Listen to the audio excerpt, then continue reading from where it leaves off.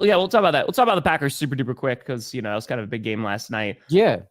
Tale of two halves. Good God. The Green Bay Packers did not show up in that first half, and I thought they were cruising for a bruise. And McManus came back after missing 2 weeks, and his replacement, Haversick, in his stead, went perfect and also set the franchise record for longest field goal made. So McManus comes out. He misses, I think, is like a 54, 56 yarder. And you're like, okay, just first game back, what have you. Then right before halftime, he misses a 44 yarder. And so automatically that's a 6-point swing, which would have gotten him real close. Steelers would have still been winning it after that first half. But it was like, the play calling wasn't good. There was drops that were going on. The offense kept going 3 and out. And it looked like it was going to be a tough night for the Packers. All the usual folks of Fire Matt LaFleur were all over the chat. They were so angry. They're like, Tom, are we going to fire him at halftime? And then, look what happened. The Packers came out. Jordan Love threw 20 consecutive completions. He threw for the second highest yard total in his career with 360 passing yards. He was phenomenal. Tucker Kraft, he set all career highs. He had 2 touchdowns on National Tight End Day. He had 143 yards. And the Packers offense, dude, they were rolling in that second half. They looked real damn good. I think I saw a Tucker Kraft stat that of those 143 yards, 131 came after the catch. But yeah, Kraft was really good. Jordan Love was amazing in the second half. He was balling. It was cool. It was like he played well, but he was making cool throws too. There was a couple of cool deep throws shots in there. It goes a long way in my book. Got to have the cool throws. Points there. Dude, I mean, Christian Watson, this was his first game back, and he immediately made an impact. He caught 4 catches for 85 yards, and it was a difference maker. There was the one where he's running out to the right and just heaves it up, and it goes over the defender's hand and just into the waiting arms of Christian Watson, who's chilling inside the 10.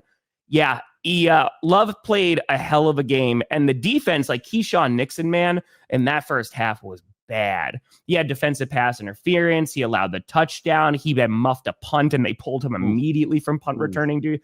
It was a rough first half. Yeah. Thankfully, they were able to adjust in that second half, and it made a huge difference. But dude, the pass rushers, there was no sacks for the Steelers. They sacked Aaron Rodgers 3 times. Rashawn Gary had 2 sacks. Micah Parsons had a sack. He also had 5 QB pressures. And this was a really nice game in the second half. And, while you would like them to start a little bit earlier, the fact that they were able to keep it rolling, it was a good night against their former QB. Yeah, I think with Green Bay, it was those first 2 weeks, everything looked, perfect. Yeah. But similarly, Denver and Green Bay, they've gotten a handful of wins that have been just kind of weird, kind of ugly. But that's what good teams start to do, right? They find ways to win games when they're not playing their best football for a full 60 minutes. Sure. So that's always got to give you a little bit of confidence. And like Green Bay, Bo Nix sacked 0 times by the Cowboys defense. And quite honestly, I don't recall a single instance where the Cowboys even pressured Bo Nix. Yeah. Bo Nix could have made himself a ham sandwich during passes. He could have eaten a lunch, taken a shit, had a 10-minute smoke break, come back onto the field, and still had time to complete passes. He's like, oh yeah, hold on. Yeah. And still swing pass. He had the easiest game of his life, I feel like, sitting in that pocket. Seto, yeah. I mean, there is a couple of, yesterday was a horrible day for officiating. Holy God, man. Just around the league. That Saints-Buccaneers game, that Giants-Eagles game, that offsides call, which everybody and their mother, including Aaron Rodgers and me, was like, oh, okay, that's enough. The rest did not call it on 3rd down. So Rodgers thought he had a free play and dumped it off to the right side deep, and it winds up being incomplete. And it was 3rd and 8, so it would have still been 3rd and 3. But that was really bad. The last one that was counting for a TD, honestly, I give them that one. I don't really care about that.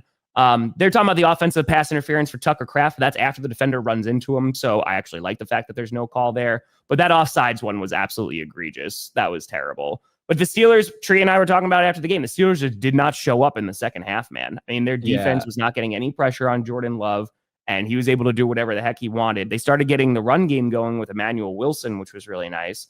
And yeah, they were able to get it done. So, and then DK, man, holy God. Shout out to Quay Walker for, not retaliating. But literally late in that game, DK Metcalf, he sticks his fingers into Quay Walker's eyes. He's just like, like you're watching a UFC fight. And good God, man, Quay Walker does nothing. 15-yard penalty. We take that. Yeah. And that's going to kill a drive. Yeah, I remember Aqib Talib did that to, oh my God, the Colts tight end. Who was that Colts? Let's see here. Aqib Talib eye poke. Dwayne Allen. Poked Dwayne Allen. Oh, I love that. Dwayne Allen. There's a name. I picked him up in fantasy all the time. Yeah. If I put it in, one of my old videos comes up in the search. Nice. How do you feel about Franklin and Moss? 2015. Jack, I mean, listen, Golden, it was late in that game. There was a slant route where he was open that he could have hit him for his first touchdown. Savion Williams, the rookie wide receiver, got his first touchdown last night. But listen, the ball is going around to a lot of folks. Like Malik Heath was getting involved. Obviously, Watson being back. Reed will be back eventually. So I'm not terribly surprised. As we've been saying all season, the Packers usually take their sweet ass time incorporating rookies. So I think that's just kind of where we're at right now. But I think 360 yards and 20 straight completions, I'd take that. Golden can wait a little bit.